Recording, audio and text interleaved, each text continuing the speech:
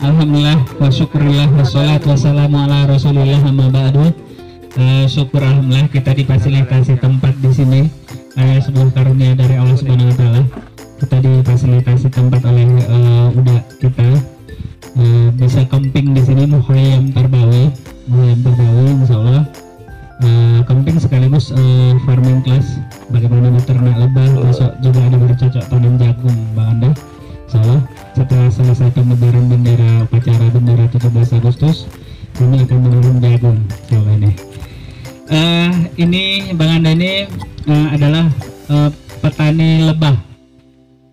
Lebah itu diternakkan dan menghasilkan madu, ya, dan sudah berjual beli madu juga, usaha dagang madu, ya Bang Anda ya. Jadi tidak madu palsu lagi kan. Insyaallah kalau selama ini kita kesusahan mencari madu yang asli, Abang Anda ini sudah bisa menghasilkan madu asli, ya. Kita akan dengarkan pemaparan beliau bagaimana beternak lebah dan bagaimana peluang-peluang dari usaha ternak lebah ini untuk bisa membangun ma'had kita, pesantren kita. Mudah-mudahan kehadiran beliau mungkin masih lelah ya Bang Anda ya, tapi semangat, insya Allah langsung menjelaskan tadi, makanya langsung saya ambil mic nih, kita berikan kesempatan ke beliau untuk menjelaskan. Jauh loh dari Labuhan Batu Selatan kemari, ya kan, kalau kita cukup dekat ke sini, beliau sangat jauh, insya Allah akan berbagi ilmu dengan kita. Pada Bang Anda kami persilahkan. Bismillahirrahmanirrahim. Assalamualaikum warahmatullahi wabarakatuh. Waalaikumsalam warahmatullahi wabarakatuh. Barangkali perkenalan dulu, nama saya Pito Rajo. Itu gelar kalau kita menikah dengan orang Minang diganti namanya, gelarnya bergelar ketek banamu gadang bagala. Jadi namaku sebenarnya Nadri Batubara, margaku Batubara, adik Abdul Somad lah. Tapi Abdul Somad penceramah, kita penceramah juga sama, tapi ceramah lebah gitu. Jadi Pito Rajo itu gelar yang dinobatkan sesudah menikah, kira-kira begitu. Kemudian bicara lebah, ternak lebah itu bisa diternak, dan itu Allah yang bilang bisa diternak. Barangkali An-Nahl 68 bahwa lebah bersarang di bukit-bukit, di pohon-pohon, di lubang-lubang kayu, dan di tempat-tempat yang disiapkan oleh manusia. Maknanya ternak. Begitu. Lalu bagaimana cara beternak lebah itu? Beternak lebah itu mudah, dan menurutku paling mudah dari hewan-hewan ternak yang lain, asal taat aturan. Lalu aturannya apa? Pertama, tanam vegetasi pakan lebah. Itu dulu. Sudah tanam vegetasi pakan lebah, baru siapkan mental untuk disengat. Begitu. Jangan pula sekali entuk mundur lalu nggak jadi, batal, tak bisa. Jadi pertama siapkan pakan lebah, baru naik ke kelas 2, yaitu siapkan mental, siap disengat, karena seorang beekeeper itu harus pernah disengat. Kita tidak mengajarkan mantra-mantra, tak ada mantra, Tapi sebagai orang muslim melakukan segala sesuatunya tentu diawali dengan bismillah, diakhiri alhamdulillah, kan begitu Pak Ustadz? Iya. Tapi baca mantra ini supaya tidak disengat lebah nggak ada itu, supaya kebal disengat lebah kita nggak ikut begitu, tapi siap disengat, namun menggunakan alat-alat pelindung. Kalau takut disengat ada alat pelindung, namun itu pun bisa saja ada insiden, ada apa gitu kan, apa namanya itu, kesalahan teknis gitu. Makanya ketika disengat pun tak boleh mundur. Kalau tidak mundur berarti naik ke kelas 3. Udah siap mental itu naik ke kelas 3. Kelas 3 itu pengadaan koloni gitu. Jadi terakhir dia udah kelas 3 kan, udah naik kelas, naik tamat lah itu, masuklah. Kalau sanawiyah dia naiklah aliyah, kira-kira begitu. Dia lihat lagi pelajarannya, kira-kira begitu. Apa itu, nanti ada istilah donor ratu, apa namanya, pecah koloni gitu kan, kalau dalam apa split apa gitu kan. Itu pembelajaran berikutnya, tapi yang paling penting 3 poin itu: tanam pakan lebah, siap disengat, kemudian mengadakan koloni. Mengadakan koloni itu bisa berburu, hunting, bisa buat perangkap lebah. Ini perangkap lebah ini namanya apa namanya, gelodokan, pasang gelodokan. Ketika kita melihat lebah-lebah, pasang gelodokan, nanti masuk situ. Nah ini namanya setup. Setup itu kotak budidaya. Kotak budidaya. Nah di kotak budidaya itu yang paling penting kita perhatikan itu ini panjangnya ini. Panjangnya, kalau lebarnya, lebarkan kemarin nih mau 2 keping papan, penting panjangnya sama. Tujuannya apa? Supaya bisa dipindah prim. Ini namanya prim, tempat lebah nanti bersarang di sini, prim. Bisa dipindah kemari, bisa dipindah kemari, bisa ke sana. Tergantung kebutuhan. Misalnya ada koloni yang lemah, ya kan? Kita ambil dari sini, donorkan ke stup yang lain supaya sama-sama kuat. Gitu. Wah ini udah ada apanya nih, APD-nya nih. Kan gitu. Pelindung ya. Nah ini. Nah, jadi itu kalau lebah itu ada 2 lebah. Pertama apis.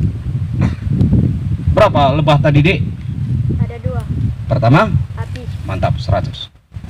Nah, kalau sama Pak Jokowi itu dapat hadiah sepeda itu.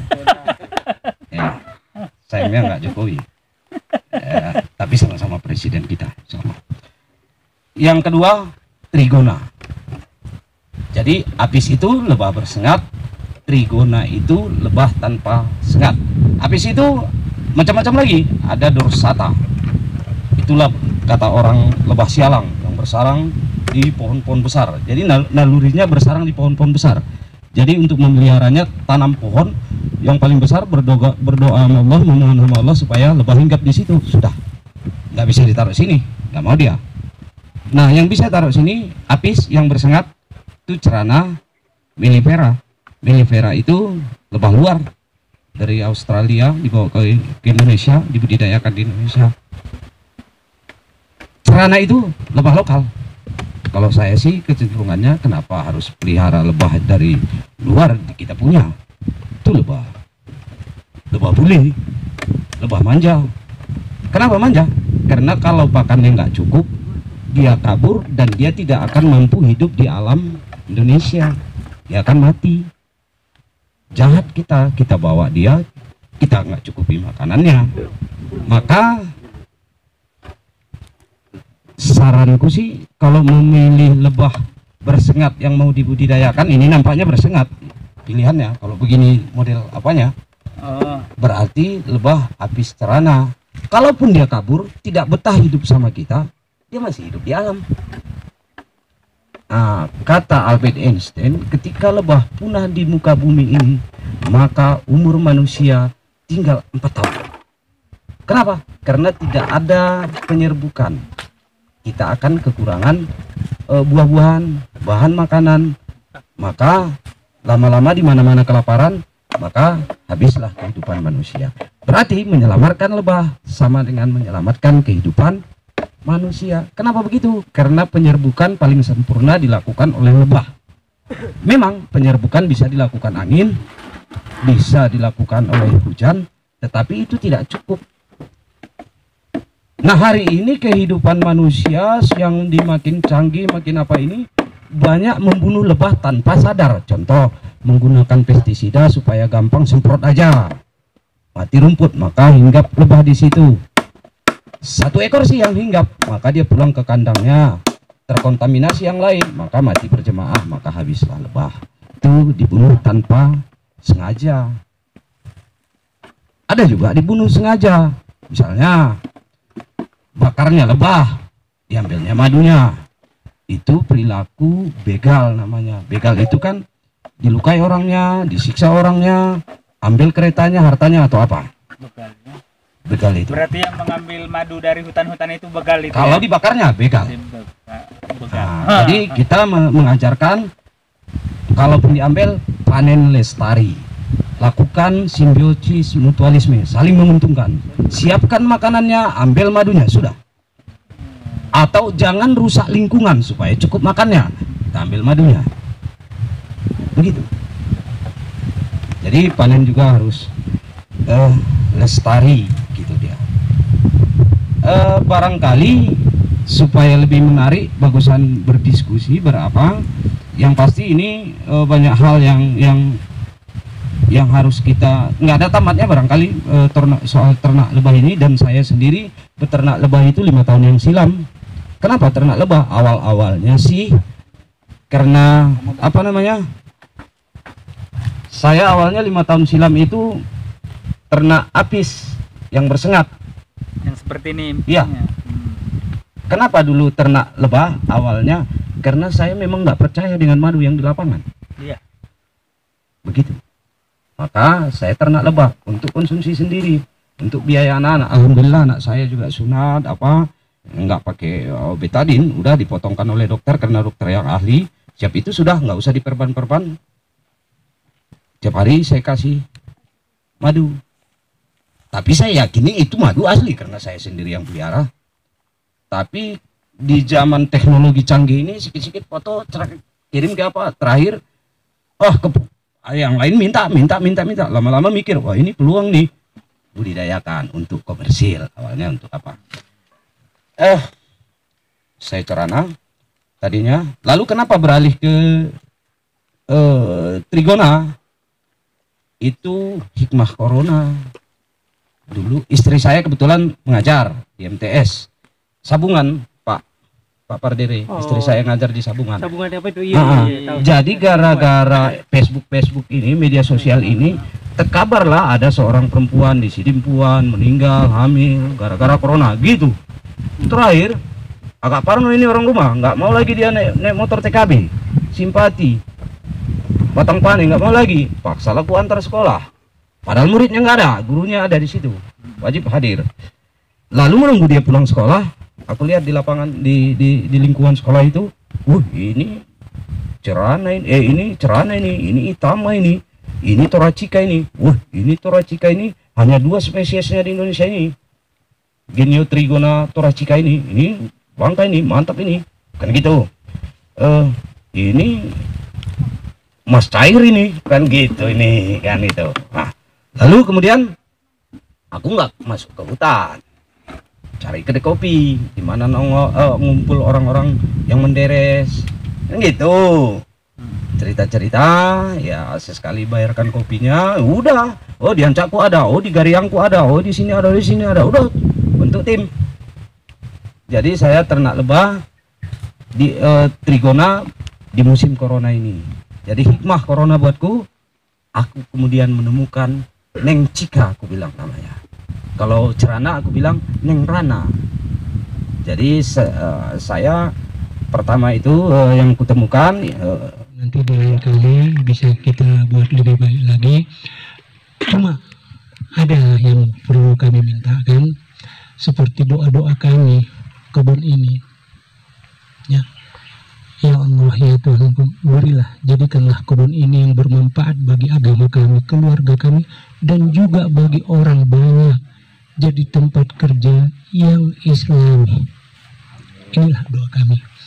Kami juga mengharapkan ya santri-santri yang bersih, yang insya Allah orang bersih itu doanya akan dijawab Allah. Kami mohon doanya. Saya pikir itulah yang bisa kami sampaikan ya Pak Batubara ya. Kami tadi mohon maaf ya. Ya lupa-lupa ingat. Ya. Namanya sudah tua. Jadi kalau maaf nanti kalau Pak Batubara pun ciri khas jenggotnya itu masih tetap masih ya. begitu, lihat tadi. Wih. Oh.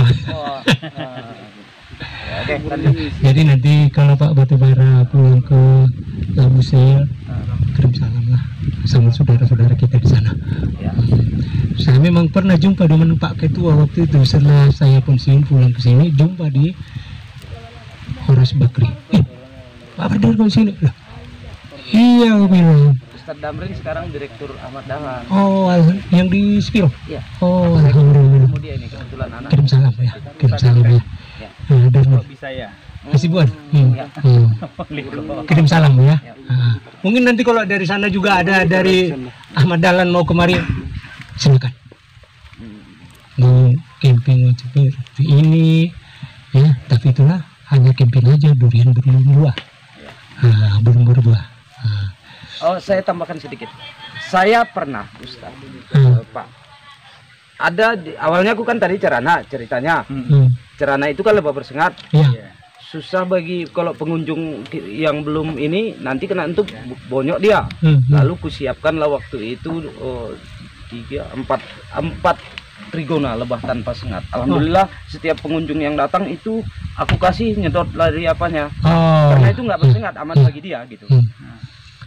Luar biasanya bersedekah itu nggak bisa habis madunya, Ustaz. Lalu karena musim corona ini lagi kan aku buat pengumuman bahwa kebetulan peternakan saya namanya Vitorajo Bee Farm, tempat EBF Vitorajo Bee Farm. Aku buat pengumuman bahwa tutup sampai tanggal yang tidak ditentukan karena ibu-ibu corona itu kan. Lalu madunya kan banyak nih, ku panen melimpah. Sebelumnya tiap hari ku sedekahkan nggak habis-habis. Sesudah ku panen, ku komersilkan, ku jual. Kemudian makin sedikit produknya, bahkan sempat kekeringan sama sekali nggak dapat madu. Nah itulah dia kuasa Allah itu, tiap hari disedotin orang tetapi nggak habis-habis. Alhamdulillah gitu. Nah, lanjut Ustaz. Inspiratif sekali, takbir. Allahu Akbar. Jadi ya terima kasih Pak Batubara ya. Jadi kami sudah disuguhi ini tadi, ada lebah yang bersengat dan ada yang tidak, dan jelas ada ratunya kan gitu ya. Nah, tahu ciri-ciri ratunya itu? Dari mana kita membedakannya ini Ustaz, bahwa ini yang untuk bersengat dengan yang tidak? Kan ciri-ciri lebahnya berbeda. Ada bentuk lebahnya gitu. Dari tempatnya ini? Kalau ini kan untuk lebah bersengat ini karena dia apanya begini. Begini dia, ada ininya. Kalau lebah tak bersengat nggak perlu. Ini kok kosong aja dan dia berdiri. Sini ada lubang. Nanti kita buat kayu. Salahnya berarti yang ini untuk lebih tidak bersengat. Untuk bersengat ini untuk apa? Untuk berburu memancing. Mancing di hutan itu. Apa namanya ini? Jebakan, gelodokan. Ini kita kalau Allah kasih ini yang bersengat kemari, yang trigona kemari, berarti rezeki. Bawa kan kira-kira begitu. Tetapi ini gelodokan namanya. Nah ini pun bisa juga sih dibuat gelodokan. Cuman kan persoalan besar biayanya. Tetapi memang bolehlah sesekali main ke sana supaya gampang. Saya kebetulan alhamdulillah dipertemukan Allah dengan Pak Haji Ahmad Basri yang kebetulan diberikan kelebihan rezeki yang bagus. Kami ternak lebah di Tanjung Medan, sedang tahap pengadaan koloni seluas 3 hektar, sedang membangun vegetasi. Ya rencana musola disiapkan atau disiapkan kalau sekedar dari situ. Dengan senang hati. Kalau kami karena susah ketika pertanyaannya bagaimana membedakannya. Ya, ayo ke peternakan, ini cerana, ini pusko, ini levi, ini toracika, ini itama, kira-kira gitu. Ya. Kami dengan senang hati kalau kami bisa diterima di sana. Insya Allah dalam waktu dekat. Pondok, sekedar pondok ada. Ya. Kita akan jalan-jalan ke peternakan lebah. Buah mangga, buah kedong dong. Mau dong. Mau dong. Ya. Saya sebelum datang kan ada kabar-kabar dulu. Ya, Saya kadang-kadang mau ke Labura juga, ada kelompok-kelompok apa kita di sana, ya, keluar gitu kan. Kalau udah ada janji, saya nggak, insya Allah nggak kemana-mana gitu kan. Oke, Pak Batubara. Ya, saya pikir kami juga akhirnya sampai situ ya. Terima kasih Pak Batubara ya. Kita doakan Pak Batubara sehat-sehat, panjang umur, yang murah rezeki, selamat sampai tujuan dan jumpa kembali. Kan itu yang kita harapkan kan itu. Bernostalgia kembali. Ya. Jadi kami juga titip salam ke sana sama Pak Asibun, nanti kirim salam dan juga saudara-saudara yang ada di Labusel. Saya pikir itu yang bisa kami sampaikan. Billahi taufiq wal hidayah. Assalamualaikum warahmatullahi wabarakatuh. Waalaikumsalam warahmatullahi wabarakatuh. Takbir.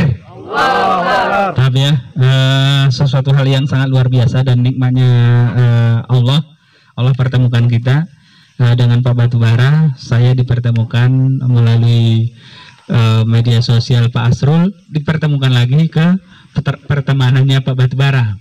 Ternyata Pak Batubara kenal dengan Ustadz Damrin. Ternyata kenal juga dengan Udani udah lama rupanya. Mereka akhirnya silaturahim kembali di sini. Itu sebuah karunia Allah kembali menjalinkan silaturahim kembali. Singkatnya, lebah mempersatukan kita. Lebah mempersatukan kita, ya kan? Dan saya tadi sempat sampai ke sana. Kesasar bilang ya. sama Ustadz, kita tersesat di jalan yang benar. Jalan yang benar Tersesat ya di ini. jalan yang Menyampaikan benar. hal yang apa, tapi tersesat kami di jalan yang benar ini karena ini kan jalan yang benar. Insyaallah. Iya, Allahu Akbar, Masya Allah. Ustadz Damrin itu kebetulan dia guru ngaji saya, istrinya itu dari Aikmilah juga, guru Retonga juga, masih ada hubungan famili dengan istri saya, istrinya Ustadz Damrin. Jadi baru-baru menikah masa-masa sulit, beliau juga sering membantu, menolong. Dia guru ngaji saya dulu.